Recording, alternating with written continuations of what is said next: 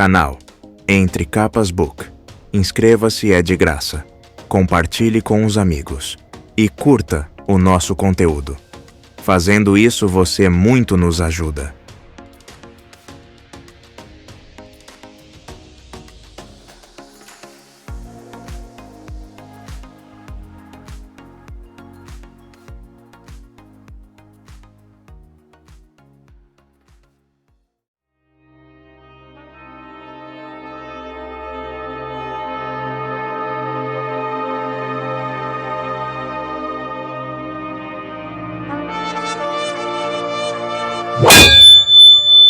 Sacramentadora. Livro 3 de Os Relatos da Guerra das Tempestades, por Brandon Sanderson. Volte a dizer os antigos juramentos: vida antes da morte, força antes da fraqueza, jornada antes do destino, e devolva aos homens os fractais que outrora portaram. Os cavaleiros radiantes devem se erguer novamente.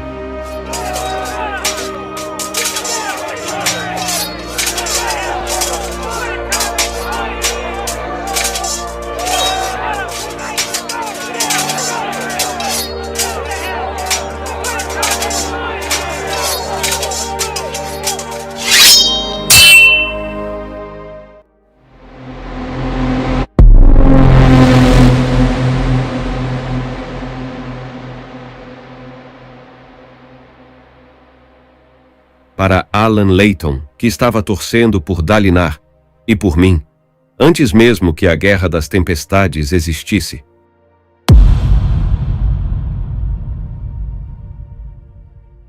Prólogo. Chorar. 6 anos atrás.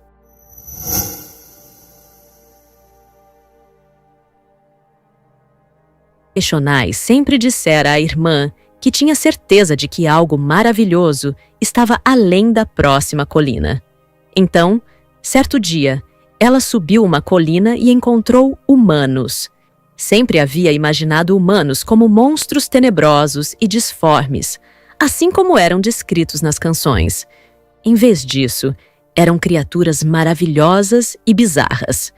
Eles falavam sem ritmo discernível, vestiam roupas mais vibrantes do que carapaças, mas não conseguiam fazer crescer as próprias armaduras. Tinham tanto medo de tempestades que, mesmo quando viajavam, se escondiam dentro de veículos. Mais notável de tudo, eles só tinham uma forma. De início, ela supôs que os humanos deviam ter esquecido suas formas, assim como aconteceu com os ouvintes. Isso criou uma afinidade instantânea entre eles. Agora, mais de 1 ano depois, Eshonai cantarolava no ritmo de admiração enquanto ajudava a descarregar tambores da carroça. Eles haviam viajado uma grande distância para ver a terra natal dos humanos, e cada passo a deixara mais perplexa. Aquela experiência culminara ali, naquela incrível cidade de Kholinar e em seu magnífico palácio. Aquela cavernosa doca de descarga no lado ocidental do palácio era tão grande que 200 ouvintes haviam se abrigado ali quando chegaram, e ainda assim não haviam preenchido totalmente o lugar. Era verdade que a maioria dos ouvintes não poderia participar do banquete no andar de cima, onde o tratado entre os 2 povos estava sendo celebrado. Mas os aletianos haviam enviado quitutes para eles de qualquer modo, fornecendo montanhas de comida e bebida para o grupo ali embaixo. Ela desceu da carroça, olhando ao redor da doca de carregamento, cantarolando em empolgação. Quando contara a Venli que estava determinada a mapear o mundo, havia imaginado um lugar de descobertas naturais. Canyons e colinas, florestas e lights transbordando com vida, porém por todo aquele tempo, aquilo ali estava no mundo, esperando pouco além do alcance deles, junto com mais ouvintes. Quando Eshonai encontrara os humanos pela primeira vez, vira os pequenos ouvintes que estavam com eles. Uma tribo desafortunada que estava presa na forma opaca. Eshonai imaginara que os humanos estavam cuidando das pobres almas sem canções. Ah, quão inocentes haviam sido aqueles primeiros encontros!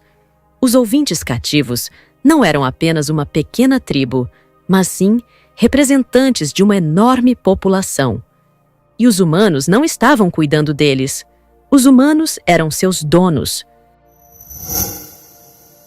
Um grupo daqueles tais parchemanos, como eram chamados, estava aglomerado ao redor do círculo de trabalhadores de Eshonai. Eles ficam tentando ajudar, disse Gitget em curiosidade. Ele balançou a cabeça, a barba cintilando com gemas de rubi que combinavam com as cores vermelhas se destacando em sua pele. Os pequenos, sem ritmo, querem ficar perto de nós. Eles sentem que há algo de errado em suas mentes, estou dizendo. Eshonai entregou a ele um tambor tirado do fundo da carroça. Então, cantarolou em curiosidade também. Fora da carroça, ela se aproximou do grupo de parchemanos. Vocês não são necessários, declarou ela em paz, estendendo as mãos. Nós preferimos cuidar dos nossos próprios tambores. Os indivíduos sem canções a encararam com olhos opacos. Vão, disse ela em imploração, indicando as festividades ali perto, onde ouvintes e servos humanos riam juntos, apesar da barreira de linguagem. Humanos batiam palmas junto com os ouvintes que cantavam as antigas canções. Divirtam-se. Uns poucos olharam para a cantoria e inclinaram a cabeça, mas não se moveram. Não vai funcionar? Comentou Brianlia em ceticismo, pousando os braços sobre um tambor ali perto. Eles simplesmente não conseguem imaginar como é viver. Eles são propriedades para compra e venda. Como interpretar aquela ideia? Escravos? Clade, um dos 5, havia visitado os vendedores de escravos em Kholinar e comprara uma pessoa para saber se aquilo era realmente possível. Ele nem mesmo havia comprado um parchemano, havia um aletiano à venda. Aparentemente, os parchemanos eram mais caros, considerados escravos de alta qualidade. Os ouvintes foram informados desse fato como se devesse deixá-los orgulhosos. Ela cantarolou em curiosidade e moveu a cabeça para o lado, olhando na direção dos outros. Gitget sorriu e cantarolou em paz, acenando para que ela fosse adiante. Todos estavam acostumados com Eshonai saindo para vaguear no meio dos trabalhos. Não era que ela não fosse confiável. Bem, talvez não fosse, mas pelo menos era consistente. De todo modo, ela seria esperada em breve na celebração do rei. Dentre os ouvintes, Eshonai era uma dos que entendiam melhor a tediosa linguagem humana, que havia aprendido sem esforço. Aquela era uma vantagem que havia lhe conquistado um lugar naquela expedição, mas também era um problema. Falar o idioma humano tornava-a importante, e as pessoas que se tornavam importantes demais não tinham permissão de sair em busca do horizonte. Ela deixou a doca de descarga e subiu os degraus do palácio propriamente dito, tentando absorver a ornamentação, a arte, o puro e avassalador assombro do edifício. Belo e terrível. Pessoas que eram compradas e vendidas faziam a manutenção daquele local, mas era isso que deixava os humanos livres para criar grandes obras como os entalhes nos pilares por onde passava, ou os padrões incrustados no mármore no piso. Ela passou por soldados usando sua carapaça artificial. Eshonai não estava com a própria armadura no momento. Ela usava a forma laboral em vez da bélica, já que gostava da sua flexibilidade. Humanos não tinham essa escolha. Eles não haviam perdido suas formas, como ela pensara de início. Eles só tinham uma. Para sempre na forma copulatória, na forma laboral e na forma bélica ao mesmo tempo. E eles demonstravam suas emoções muito mais do que os ouvintes. Ah, o povo de Eshonai podia sorrir, gargalhar, chorar. Mas não como os aletianos. O primeiro andar do palácio era marcado por amplos corredores e galerias, iluminados por gemas cuidadosamente lapidadas para fazer a luz cintilar. Candelabros pendiam acima dela, sóis quebrados jorrando luz para toda parte. Talvez a aparência simples dos corpos humanos, A pele sem graça era de vários tons de bege, fosse outro motivo porque buscavam ornamentar tudo, desde suas roupas até aqueles pilares. Poderíamos fazer isso? Pensou, cantarolando em apreciação. Se soubéssemos qual é a forma correta para criar arte. Os andares superiores do palácio eram mais parecidos com túneis, estreitos corredores de pedra, cômodos feito casamatas escavadas em uma encosta. Ela seguiu rumo ao salão de banquete para verificar se precisavam dela, mas parou aqui e ali para dar uma olhada nas salas. Haviam-lhe dito que podia perambular por onde quisesse, que o palácio estava aberto para ela, exceto pelas áreas com guardas nas portas. Eshonai passou por uma sala com pinturas em todas as paredes, depois por outra com uma cama e mobília. Outra porta revelou uma privada interna com água corrente, uma maravilha que ela ainda não compreendia. Espiou uma dúzia de recintos. Contanto que chegasse a celebração do rei a tempo para a música, Clade e os outros dos 5 não reclamariam. Eles estavam tão familiarizados com seu jeito quanto os outros. Ela estava sempre perambulando por aí, cutucando coisas, espiando por portas. E encontrando o rei? Eshonai congelou quando a porta se abriu, permitindo que visse uma sala luxuosa com um espesso tapete vermelho e estantes contra as paredes. Tantas informações largadas ali, casualmente ignoradas. Ainda mais surpreendente era que o próprio rei Gavilar estava ali, apontando para algo em uma mesa, cercado por 5 outros humanos, 2 oficiais, 2 mulheres em longos vestidos e um homem velho em uma túnica. Por que Gavilar não estava no banquete? Por que não havia guardas na porta? Eshonai se afinou com ansiedade e recuou, mas não antes que uma das mulheres cutucasse Gavilar e apontasse para ela. Com ansiedade martelando na cabeça, ela fechou a porta. Um momento depois, um homem alto de uniforme saiu da sala. O rei gostaria de vê-la, Parshendiana. Ela fingiu estar confusa. Senhor, palavras? Não seja tímida, respondeu o soldado. Você é uma das intérpretes. Venha. Não está em apuros. Nervosa, ela deixou que o homem a conduzisse até o covil. Obrigado, Meridas, disse Gavilar. Deixem-nos a sós por um momento, todos vocês. Eles saíram, deixando Eshonai na porta, se afinando com consolo e cantarolando em voz alta. Ainda que os humanos não pudessem compreender o significado. Eshonai, chamou o rei. Tenho algo a lhe mostrar. Ele sabia o nome dela? Eshonai avançou pela sala pequena e cálida, envolvendo o próprio corpo com os braços, bem apertado. Não compreendia aquele homem. Era mais do que sua maneira alienígena e morta de falar. Mais do que o fato de não poder antecipar quais emoções estavam se agitando ali, enquanto a forma bélica e a forma copulatória combatiam dentro dele. Mais do que qualquer outro humano, aquele homem a deixava perplexa. Por que ele havia oferecido um tratado tão favorável? De início, parecera um comprometimento entre as tribos, mas isso foi antes dela ir até ali e ver aquela cidade e os exércitos aletianos. Outrora, seu povo possuíra as próprias cidades e exércitos invejáveis. Eles sabiam disso pelas canções. Isso fora há muito tempo. Eles eram um fragmento de um povo perdido, traidores que haviam abandonado seus deuses para serem livres. Aquele homem poderia ter esmagado os ouvintes. Outrora, eles pensaram que suas fractais, armas que até então haviam mantido escondidas dos humanos, bastariam para protegê-los. Mas agora ela havia visto mais de uma dúzia de espadas fractais e armaduras fractais entre os aletianos.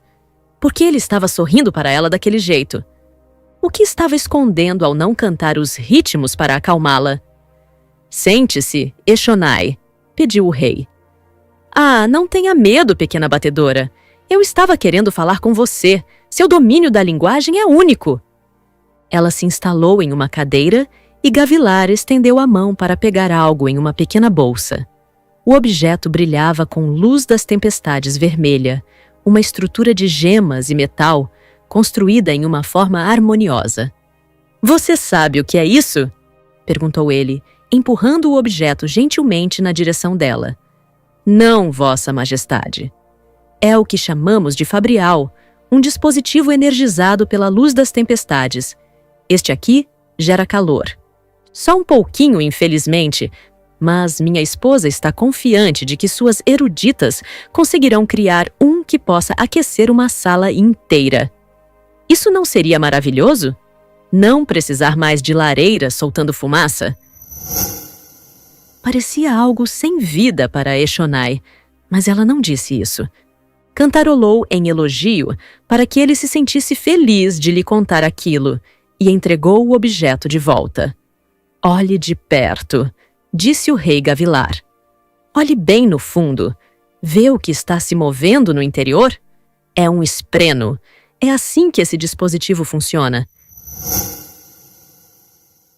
Cativo como o de uma gema-coração, ela pensou, se afinando com admiração. Eles construíram dispositivos para imitar a maneira como aplicamos as formas? Os humanos faziam tanto com suas limitações.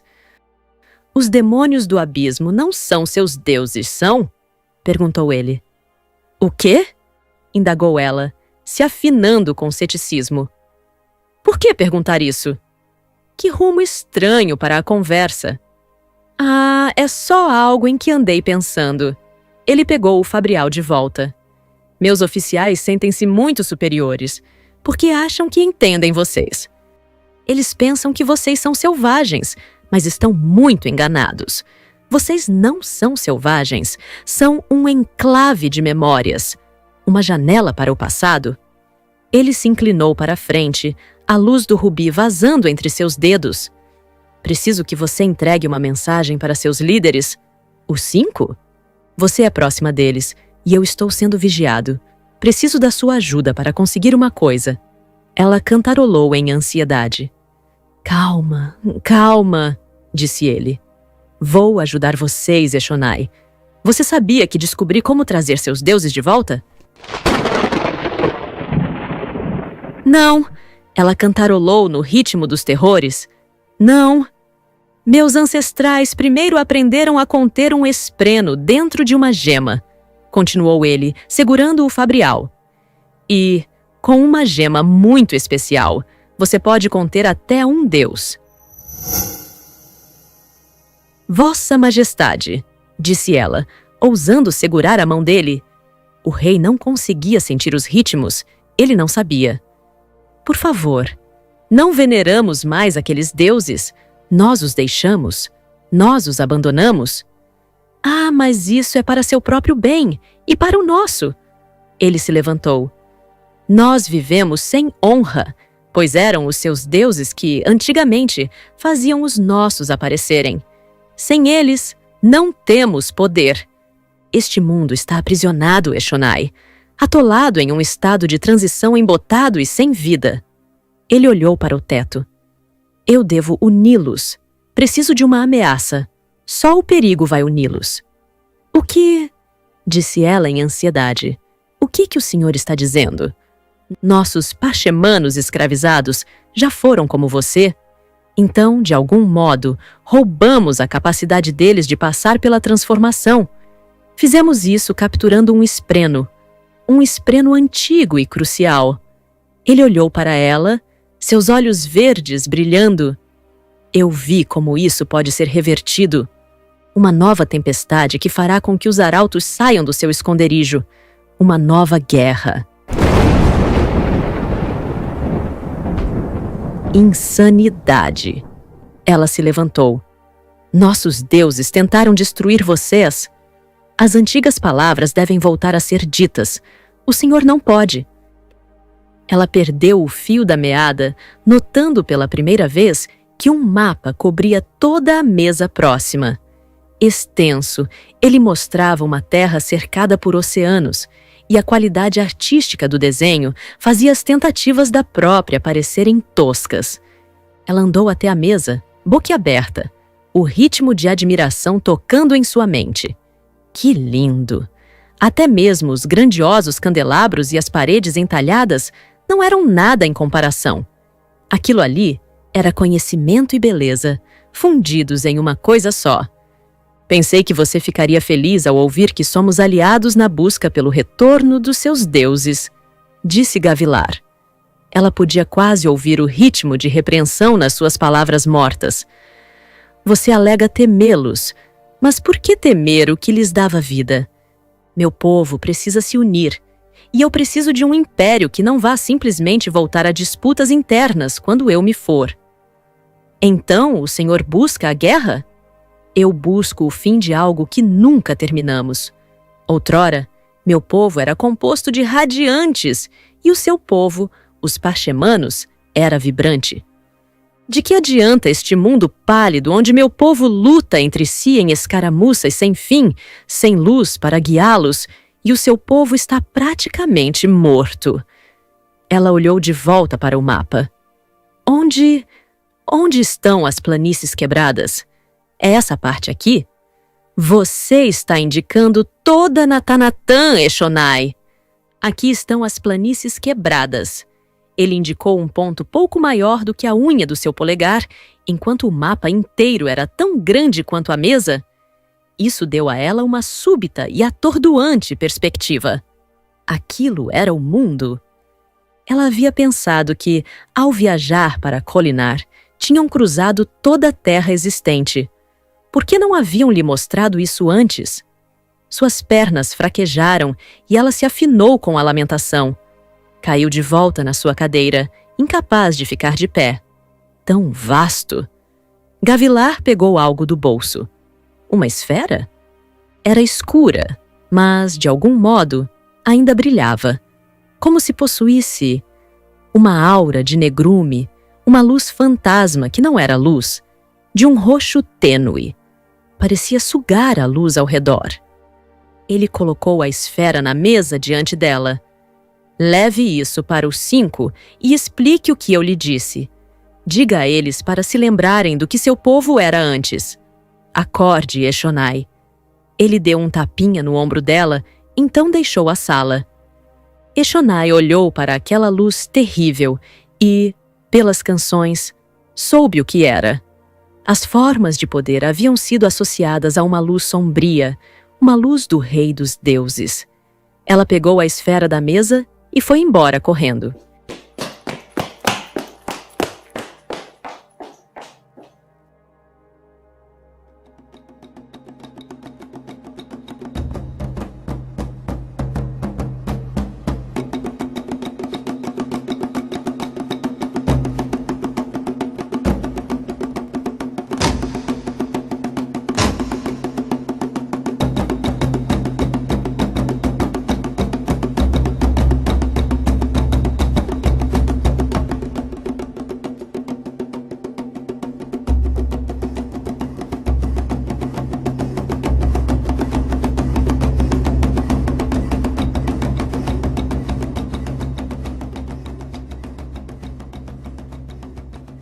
Quando os tambores foram montados, Eshonai insistiu em juntar-se aos percussionistas, um extravasamento para sua ansiedade. Ela batucava de acordo com o ritmo em sua cabeça, batendo com o máximo de força possível, tentando a cada batida banir as coisas que o rei havia dito. E as coisas que acabara de fazer. Os 5 estavam sentados à grã-mesa, o prato final quase intocado diante deles. Ele quer trazer de volta nossos deuses, contar aos 5. Feche os olhos, concentre-se nos ritmos. Ele pode fazer isso, ele sabe tantas coisas. Batidas furiosas pulsando pela sua alma. Precisamos fazer alguma coisa. O escravo de Clade era um assassino. Clade alegava que uma voz, falando nos ritmos, o guiara até o homem, que havia confessado suas habilidades quando pressionado. Venli aparentemente estivera com Clade na hora, embora Eshonai não houvesse visto a irmã desde mais cedo naquele dia. Depois de um debate frenético, os 5 haviam concordado de que aquilo era um sinal do que precisavam fazer. Muito tempo atrás, Os ouvintes haviam invocado a coragem de assumir a forma opaca para escapar dos seus deuses. Buscavam a liberdade a qualquer custo. Naquele dia, o custo de manter aquela liberdade seria alto. Ela tocava os tambores, sentia os ritmos, chorava baixinho e não olhou quando o estranho assassino, vestindo roupas brancas e leves fornecidas por Clade, deixou o recinto. Ela havia votado com os outros para aquele curso de ação. Sinta a paz da música. Como sua mãe sempre havia dito, busque os ritmos, busque as canções. Ela resistiu enquanto os outros a puxavam para longe. Chorou ao deixar a música para trás. Chorou pelo seu povo, que poderia ser destruído pela ação daquela noite. Chorou pelo mundo, que poderia nunca saber o que os ouvintes haviam feito por ele. Chorou pelo rei, a quem havia condenado à morte. Os tambores pararam subitamente ao redor dela e a música esmorecente ecoou pelos corredores.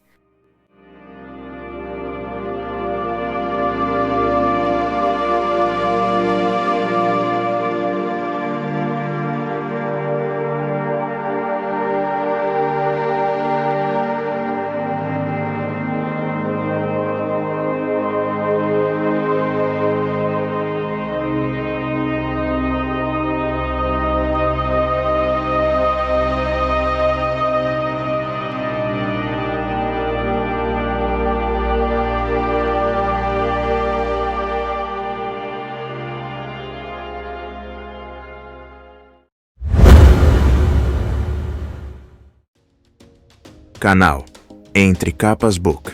Inscreva-se, é de graça. Compartilhe com os amigos.